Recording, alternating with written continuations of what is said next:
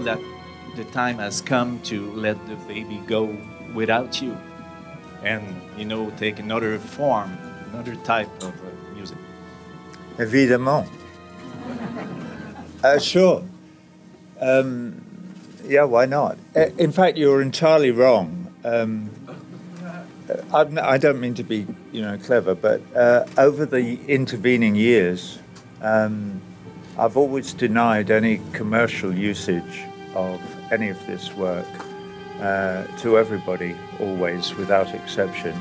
But I've never denied use of the work to children, institutions, colleges, hospitals, anywhere in the world that anyone has chosen to perform any piece of this work. I've always granted that permission without any charge and without any questions asked. Any non-commercial use of the work, and in consequence it has been performed hundreds of thousands of times all over the world by school children and others, and so I'm very glad that that has happened. But I'm equally glad that, you know, the baby's coming back here for in this form, which is far grander and more demanding than has ever been the case in the past. Yeah, so I'm really happy about that. You're just talking about, you know, it's coming back to where it started. Can you just tell, you know, there's been so many versions of how did it start, this infamous spitting accident. Can you tell us this version, how, you know, when did you realize that something went terribly wrong and you had to do something about it? No, I can't. And the reason that I can't is because, as we've all come to discover over the years, memory is a strange human device that is entirely unreliable. When I was a young man, we used to believe that the memory was a reliable device, and in consequence, a lot of jurisprudence is based upon eyewitness testimony and so on and so on. We now know that it's absolute nonsense, that people cannot remember things and that we will make stuff up if it suits us.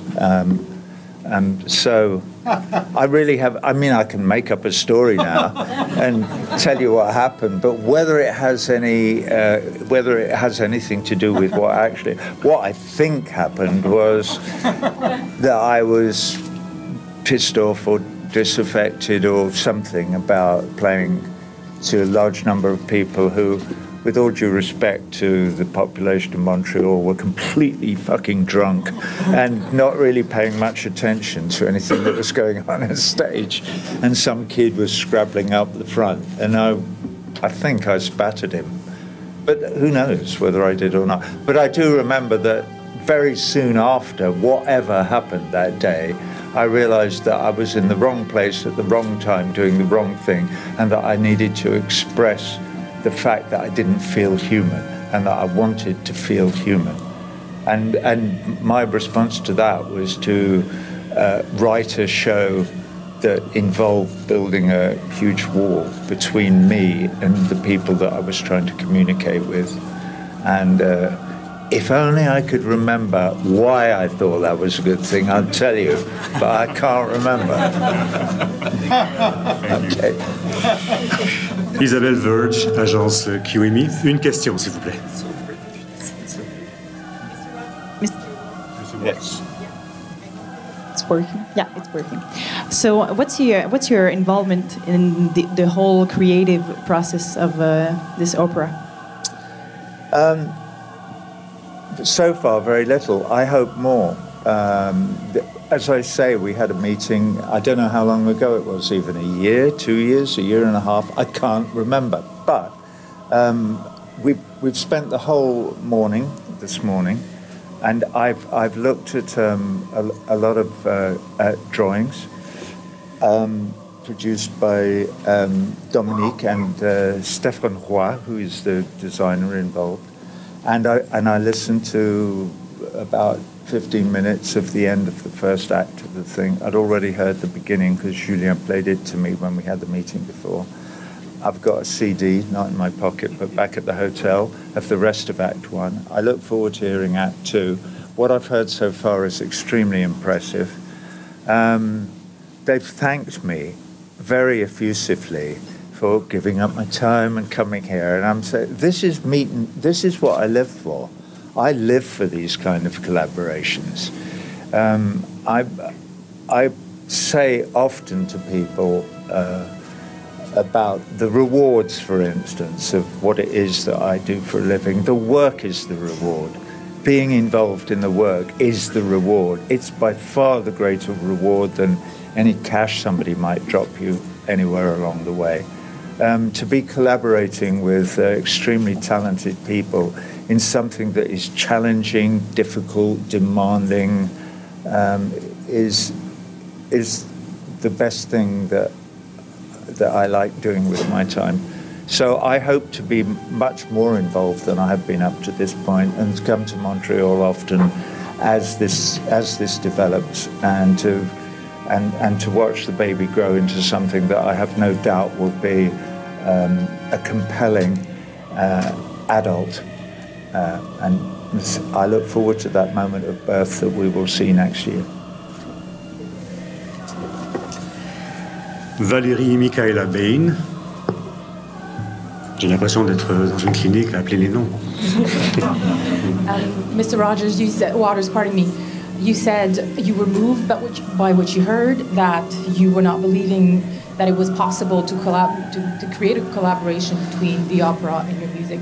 What is it about what you heard that moved you? And you said you were extremely pleased. Can you elaborate as to how it makes you feel and how you're seeing this project going forward?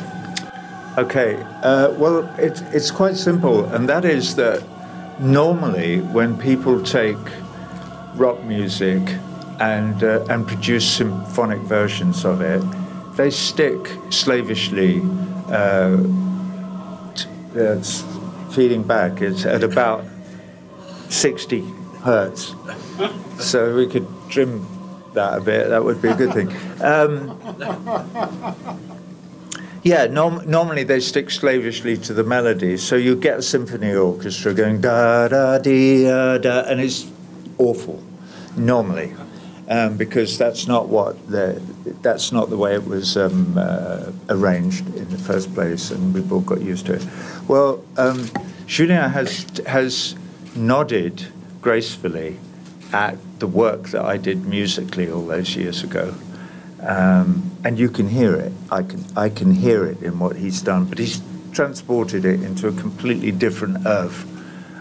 So it's developing a life of its own, which is in a classical tradition, and where the musical ideas that you can catch bits of, if you listen to it carefully, are still treated with respect, but nevertheless are developed in sophisticated ways that I wouldn't attempt. So that's one thing. The other thing is that the libretto is my libretto, so the words are mine, and so the thoughts and the ideas expressed in the text belong to me. But this team have understood them and are devoted to them in a way that is both intellectually compelling but also emotionally enveloping. And because of the conversations I've had with Julien and Dominique and Pierre and everybody involved, I know that they understand what it is that I feel, and I know that they are expressing it. And in a way, it's only through listening to these third parties that I can accept the measure of gravitas that exists in my work. So I thank them for nodding in my direction and saying this is something that we would like to work on, because they also, you can tell when you're in a room with people that the work is the reward for them too. And the reason that the work is the reward is because the work is serious, but that also the work connects us to our humanity. It connects us to whatever it is that connects us to all the other human beings in the world. And that's why it is important to us. And that's why I'm so pleased to be involved in this project and why I'm so enthusiastic about it. Are you giving them full creative freedom for this? Good God, no. Yeah, of course I am. I mean, I can't, yeah, of course. But nevertheless, it's sitting in the room this morning. We are nevertheless a team. This is a team of people, and when you're in a collaboration, your ear is tuned to your collaborators, and so in the same way that I'm listening to everything that they're doing and saying, I know they're listening to everything that I'm saying as well. And it is out of this collaboration that we will produce something that is hopefully greater than the sum of the parts. On va voir. Brendan Kelly de the Gazette. My question, I was a little kid, actually, but I was... It was you! You know what? I was there. No, I was pretty far away. I was way up there. But it wasn't like I couldn't hear anything. It was not, and I thought it was interesting. Like it was not. This was a kind of terrible moment for you, and it was not. Like, how do you feel about bringing it back to the city, which was actually like at the start is an unpleasant memory. There was a bit of a riot. It was not a great night for probably most concerned, yourself, myself. So how do you feel? It's kind of a bit of irony in there. I couldn't care less, really, about that. It's entirely irrelevant, I mean, if somehow that incident, and it was unpleasant. I mean, I accept that. I was unpleasant. It was unpleasant. The audience were unpleasant. It was unpleasant. But if it, it clearly had an effect on me, and the story that I tell is that it had something to do with me creating this piece of theatre. So it got me involved in a piece of theatre, which is extremely valuable to me. And clearly it may well have been part of my journey from, we all stem from the same damaged roots. We all have that inner child who feels abandoned. Some of us express it more forcibly than others, but we've all got it. It's one of the things that makes it possible for us to relate to one another. So I don't know what else to say, really. That bit of history is really just a convenience. It means I can talk to you about the work coming home to Montreal, but which I saw on one level, I mean it, but on another level, it's just an anecdote. And the other stuff, what happened here this morning in the room with the collaboration is the important bit of it. And also the performance next year will be the important bit of it as well, because I believe it's going to be stunning. And from what I've seen this morning and what I heard this morning, I'm engaged and, as I said before, very enthusiastic. But the spitting at you, who cares? Une dernière question, a last question. TVA, Marie-André Poulain. Hi. The premiere would be here in Montreal. Do you think there's possibilities that this opera might travel all around the world? But there's no question about it. I have absolutely... Would you like to? Well, of course, yeah. I mean, I have no doubt that somebody else will be helping pay for this, because I know about the world of opera. I have my own opera that's about the French Revolution, and I'm constantly working on it. And we're constantly working with opera companies in Brazil or in Wales or in here or there or the other. Or I'm giving a couple of concert performances in Istanbul in November. So I'll be working with a 70-piece band and 6 soloists, and I take part in it. So much as we all love opera, well, maybe we don't all, but much as I love opera, it's